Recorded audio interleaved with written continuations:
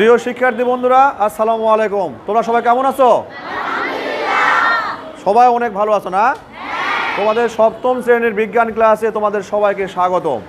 আমরা আজকে যে বিষয়টা নিয়ে আলোচনা করব সেটা হবে আমাদের অণুজীব জগৎ। কি সেটা? অণুজীব জগৎ। আমাদের আশেপাশে, আমাদের পরিবেশে আমরা বিভিন্ন আকার আকৃতির প্রাণী দেখতে পাই। কোনোগুলো অনেক বড় প্রাণী, কোনোগুলো এতই ক্ষুদ্র যে আমরা আমাদের সাধারণ দৃষ্টিতে দেখতে পাই না। ওই সব প্রাণীগুলোকে দেখতে গেলে আমাদের কি লাগবে? অণুবীক্ষণিক যন্ত্র সাহায্য ছাড়া আমরা এগুলো দেখতে পাবো না। তাহলে আমাদের আজকের যে পাঠের বিষয় সেটা হবে কি? অণুজীব জগৎ, তাই না? আমাদের এই অণুজীব জগৎকে আমরা তিনটা ভাগে ভাগ করব। একটা হলো রাজ্য 1, রাজ্য 2, রাজ্য 3। শিক্ষার্থী বন্ধুরা, চলো আমরা আমাদের এই রাজ্য 1, রাজ্য 2, রাজ্য 3 যে অণুজীবগুলো আছে তাদের সবাইকে নিয়ে আমাদের আজকের এই বিজ্ঞান ক্লাসটা আমরা কি বিজ্ঞানটাকে নাটকের মতো করে মঞ্চস্থ করার চেষ্টা করি, তাই না? তো অর্থাৎ আমাদের উদ্দেশ্য কি? বিজ্ঞানটাকে সহজ থেকে আরও সহজতর করা। তাহলে আসো আমরা একসাথে সবাই কাজটা শুরু করি।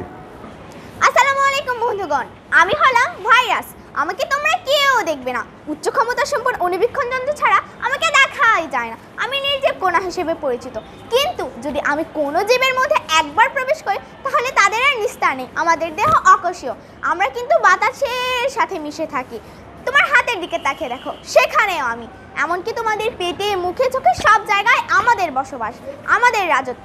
কিন্তু তোমরা আমাদের দেখতে পাও না। আর যদি তোমরা আমাদের দেখতে পেতে তাহলে তোমাদের খাবার খাওয়া, পান করা কিছুই হতো না। কারণ সব জায়গায় তো আমাদের বসবাস, আমাদের রাজত্ব। আচ্ছা, তোমরা কি ভাবছো যে প্রকৃতিতে রোগ দুর্ভোগ ডেকে আনা ছাড়া আমাদের আর কোনো ভূমিকা নেই?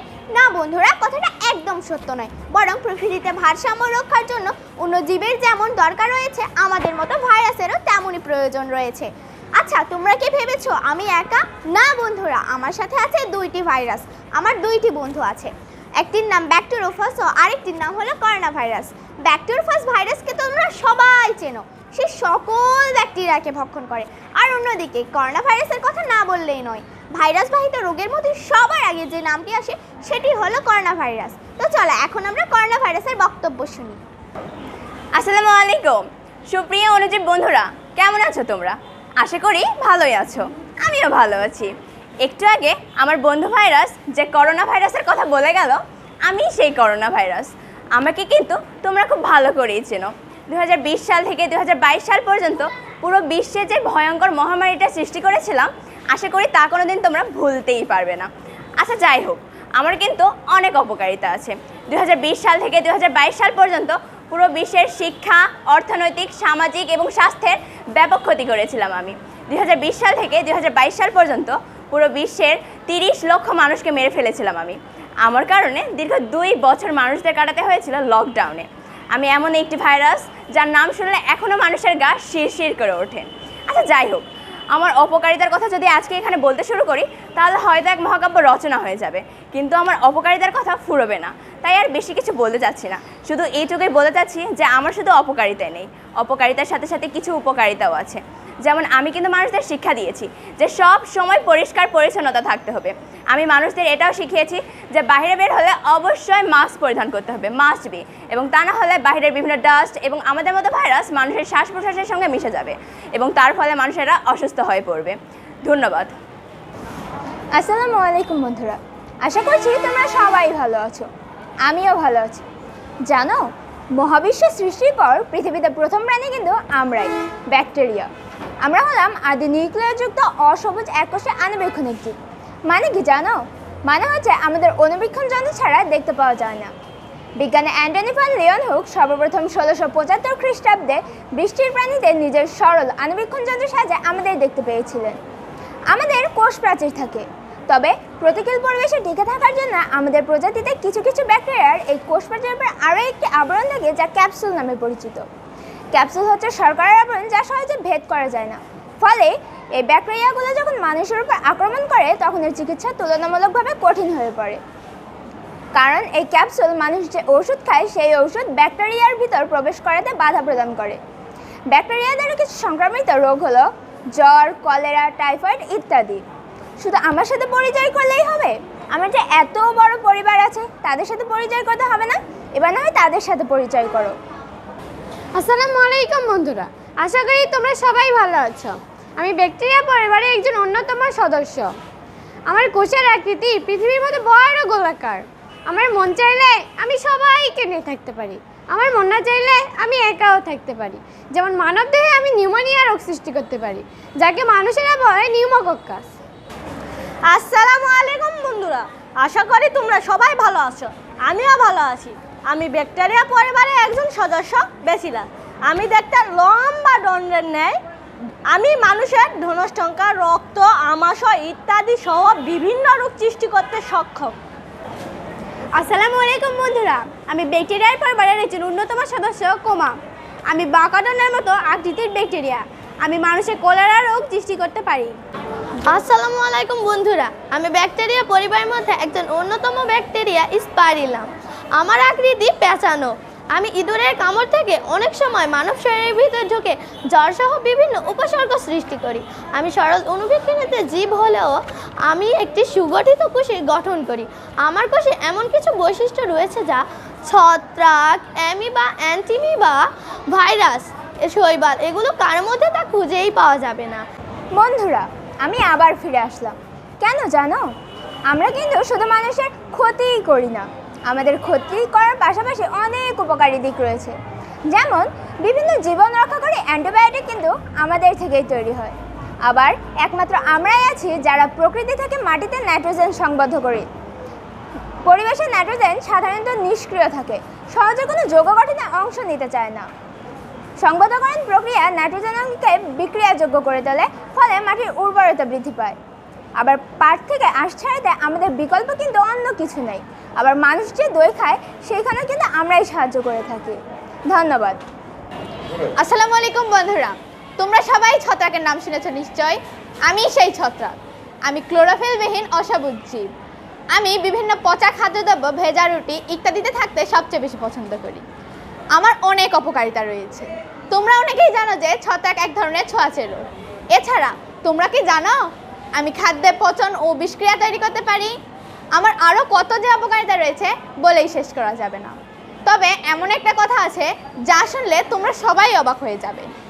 সেটা হলো, আমার শুধু অপকারিতা আছে তা কিন্তু নয়, আমার উপকারিতাও আছে। আমি সবচেয়ে বেশি ভূমিকা পালন করি মরণঘাতী রোগের প্রতিষেধক হিসেবে অ্যান্টিবায়োটিক তৈরিতে। তোমরা অনেকেই শুনে থাকবে পেনিসিলিন নামে অ্যান্টিবায়োটিকের নাম।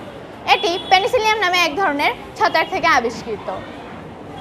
এছাড়া অনেকে জমিতে জৈব সারের প্রয়োগ করে, আর আমি সেই জৈব সার পচনের মাধ্যমে জমির উর্বরতা শক্তি বৃদ্ধি করি।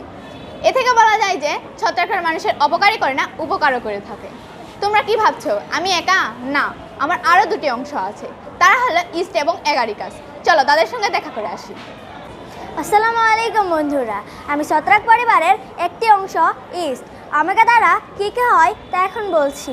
তা হলো, পাউডারি তৈরিতে ইস্ট নামক ছত্রাক ব্যবহার করা হয়। কোষীয় বিভাজনের মাধ্যমে আমি দ্রুত সংখ্যা বৃদ্ধি করে এবং এর ফলে যে শ্বাসক্রিয়া হয় তার থেকে 30টা প্রচুর পরিমাণের কার্বন ডাই অক্সাইডের বুদবুদ আটার খামিরে ভরে যায় এবং খামিরের আয়তন বৃদ্ধি পায়, অর্থাৎ খামির ফুলে যায়।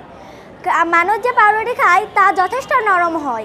আমাকে ট্যাবলেট সমৃদ্ধ বলে ভিটামিন বলেও ট্যাবলেট হিসাবে ব্যবহার করা হয়। আসসালামু আলাইকুম বন্ধুরা, আমি ছত্রাক পরিবারের একটি সদস্য এগারিকাস। আমি মাশরুম নামে পরিচিত। তোমরা অনেকে মাশরুম খাবার হিসেবে গ্রহণ করে থাকো।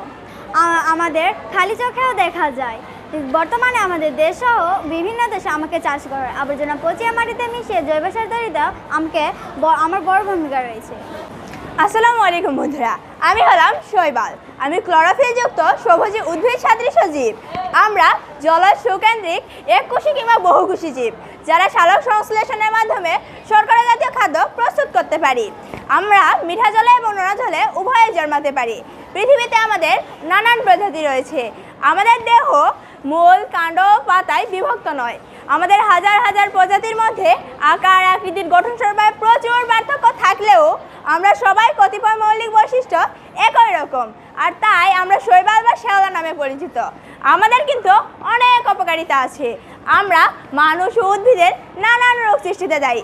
যেমন এক ধরনের শৈবাল চাপাদা রেড রাস্ট রোগ সৃষ্টি করে। জলাশয়ে আমাদের আধিক্য দেখা দিলে জলজ প্রাণী ও মাছ অক্সিজেনের অভাবে মারা যেতে পারে। আমাদের বিষ দ্বারা বিষাক্ত সামুদ্রিক খাবার খেয়ে প্রতি বছর অনেক মানুষ অসুস্থ হয়ে পড়ে। তোমরা কি ভাবছো বন্ধুরা, আমার শুধু অপকারিতাই আছে, উপকারিতা নেই? তা কিন্তু না। আমি অত্যন্ত উপকারী একটি অণুজীব। আইসক্রিম তৈরিতে সামুদ্রিক শৈবালজাত উপাদান অ্যালাজেন ব্যবহৃত হয়। সামুদ্রিক শৈবাল প্রোটিন সহ অন্যান্য পুষ্টি উপাদানে বিশেষভাবে সমৃদ্ধ। স্প্যারোলিয়া নামক শৈবাল বাণিজ্যিকভাবে চাষ করা হয়, যা প্রোটিন সহ অন্যান্য পুষ্টি উপাদানে বিশেষভাবে সমৃদ্ধ। আসসালামু আলাইকুম বন্ধুরা, কেমন আছো তোমরা?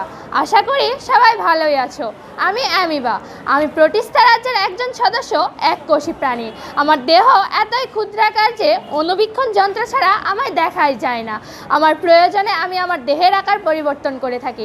আমার দেহ থেকে আঙুলের মতো তৈরি অভিক্ষেপকে ক্ষণপথ বা পিসিউডপ বলা হয়, যার সাহায্যে আমার খাদ্য গ্রহণ ও চলাচল করে থাকি। আমার জীবনকাল সীমিত। তোমরা কি ভাবছো বন্ধুরা, আমার শুধু অপকারিতাই আছে? না, তা নয়। আমার যেমন অপকারিতা আছে তেমনি অনেক উপকারিতা আছে। আমার উপকারিতা যে আমি প্লেগে জড়িত ব্যাকটেরিয়া সংগ্রহ ও বৃদ্ধি করতে পাওয়া গেছে। আমি একইভাবে আণুবীক্ষণিক জীবের হোস্ট হিসেবে ভূমিকা পালন করতে পারি, যা মানুষের জন্য প্যাথোজেনিক এবং এই ধরনের জীবাণু ছড়াতে সাহায্য করে। ধন্যবাদ বন্ধুরা। আসসালামু আলাইকুম বন্ধুরা, সবাই কেমন আছো? আশা করি ভালো আছো। আমাকে তো ভালো থাকতেই হবে, কারণ আমি অ্যান্টিমিবা বলে কথা। যাই হোক, প্রথমে আমি আমার পরিচয় দিই। আমি হলাম অ্যান্টিমিবা। অ্যান্টিমিবা হলো প্রোটিস্টা রাজ্যভুক্ত এককোষীয় জীব। খালি চোখে কিন্তু আমাদেরকে দেখা যায় না। আমাদেরকে দেখতে হলে উচ্চতর অণুবীক্ষণ যন্ত্রের প্রয়োজন হয়। আমাদের দেহের নির্দিষ্ট কোনো আকার আকৃতি নেই, কারণ আমরা অ্যামিবার মতো আকার আকৃতি পরিবর্তন করতে পারি। আমাদের দেহ হচ্ছে স্বচ্ছ জেলির মতো। আমার দেহের 8টি অংশ, তার মধ্যে কয়েকটি হলো নিউক্লিয়াস, ব্যাকটেরিয়া, খাদ্য গহ্বর, ক্ষণপথ ও প্লাজমালেমা। এখন আমি বলে থাকি ব্যাকটেরিয়াকে। ব্যাকটেরিয়া, তুমি এবং তোমার পরিবার যে এতক্ষণ ধরে এত বক্তব্য দিলে, তোমরা কি জানো না যে তোমরা আমারই একটি অংশ? তাই তোমাদের উচিত হবে এত ভাব না নেওয়া।